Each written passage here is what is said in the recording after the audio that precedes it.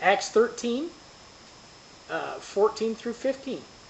But when they departed from Perga, they came up to Antioch in Pisidia, and went to the synagogue on the Sabbath day, and sat down.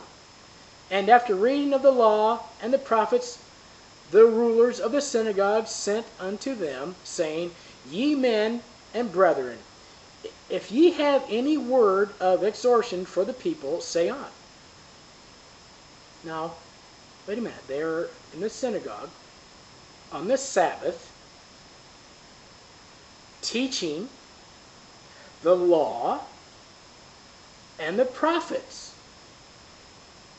Here's another point-blank verse that the most of Christianity is denying. Now, I guess Paul, he didn't know the Sabbath was nailed to the cross. Maybe he was totally oblivious the crucifixion ever took place. Or no one told him that he could go ahead and stop keeping the Sabbath. Maybe that was it. I think Paul knew full well what was going on. We can then ask ourselves, why do we read in Revelations passages such as these? We can turn to Revelations 12:17. And the dragon was wroth with the woman, and went to make war with the remnant of her seed, which keep the commandments of God, and have the testimony of Jesus Christ. Now, these are the end times. Why are those darn commandments still being mentioned? They are nailed to the cross. Someone got this passage wrong here. What about the one in Revelations 14:12? Here are the patience of the saints. Here are they that keep the commandments of God and the faith of Jesus. Now, he didn't say which kept the commandments. These are which keep the commandments of God. They're not done away with. Also Revelations 22:14. Blessed are they that do his commandments, that they may have right to the tree of life, and may enter through the gates into the city. Now, does this sound like they have been done away with? I don't think so. They are not done away with. What does keeping the Sabbath signify? We can turn again back to Exodus 31:16 through 17, and read this. Wherefore, the children of Israel shall keep the Sabbath, to observe the Sabbath through their generations, for a perpetual covenant. It is a sign, which means it's a mark. A mark between me and the children of Israel forever. Now, forever means just that, forever. It's eternal. It's never ending. For in 6 days the Lord made heaven and earth, and on the seventh day he rested and was refreshed.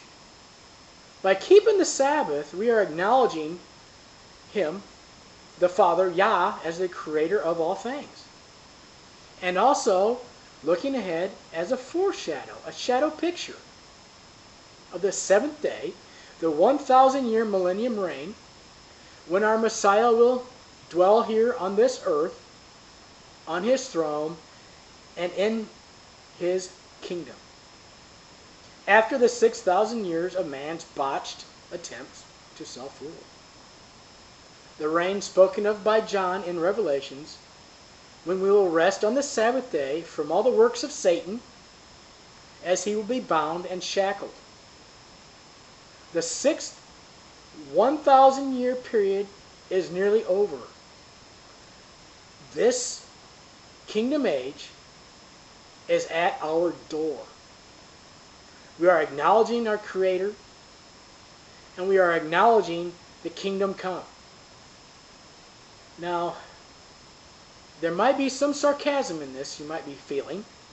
I'm just trying to make a point on the arguments I hear about the Sabbath. Just ask yourself, why would the Almighty tell us in the very beginning not only to keep it, but to keep it holy? That doesn't mean football. That doesn't mean basketball. That doesn't mean camping. That doesn't mean fishing. That doesn't mean shopping. Are we too busy with sports and these other things of our own will? Who or what is more important in your life? Who are you going to serve? Your will or the Father's? If all this is true, why do Christians not adhere to this commandment? Why is Sunday observed? We now know that Yahweh did not change it. He stated it would be a perpetual covenant. Yeshua didn't. He stated he did not come to destroy the law, and not one jot or one tittle would change from the law until all be fulfilled. Well, then it must have been done by the hand of man. Correct? This is correct. It was changed by the Roman Catholic Church under the watch and signed off, if you will, into effect by Constantine in 321 AD. He did it to coincide with the worship of the pagan sun god Mithra. The fact is, if you ask your pastor the who, why, or when, he will tell you in a roundabout way it was changed by man, or he will give you an answer about the Lord's Day. Any way you slice it, man changed it.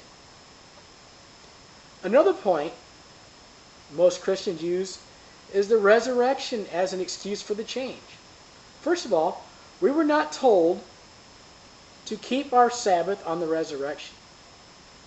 If these pastors would read and look deeper, they would see that the Messiah had already been resurrected when Mary arrived on the first day of the week, on Sunday.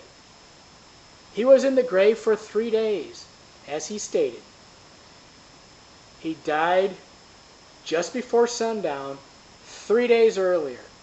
He rose just before sundown on the Sabbath. He did not raise and was not resurrected on the first day of the week. It was still on the seventh day. Let's do this. I'm not Jewish. Let's go there. Let's go to the grafted in with this thought. Now, if you adopt a child into your home, do you not afford that child with all the blessings of your family? Now, of course you do. Now, on the other side of that, you expect that child to abide by the rules of the house. Why would it be different in the case of the Sabbath or any of the commandments, for that matter? It's how our Father in heaven looks at it. If ye be Christ's, then ye are Abraham's seed, and heirs according to the promise. That's Galatians 3:21. Final thoughts in closing. We have heard we should worship God on all days. If we keep just one day, we are committing idolatry. I've heard that also. Well, what we are saying is, God, you have it wrong here. We should keep a Sabbath on all days. Well, if that be the case, we would be the laziest people on earth. Or we think that the first day of the week works better for us. We knew you'd understand, God. Also, in over 100 other languages in the world, Saturday, the seventh day, is still called, in some sort, Sabbath, just as it was named at creation. Listen, people, this has not been done away with. It's still valid. It's a sign. It's a shadow picture. It's acknowledgement of our Father the Creator and the coming of our Messiah in his 1,000-year millennium reign. Which day do you keep? Your day, man's day, or the day our Father sanctified and made holy? You ask yourself that question. Which will it be?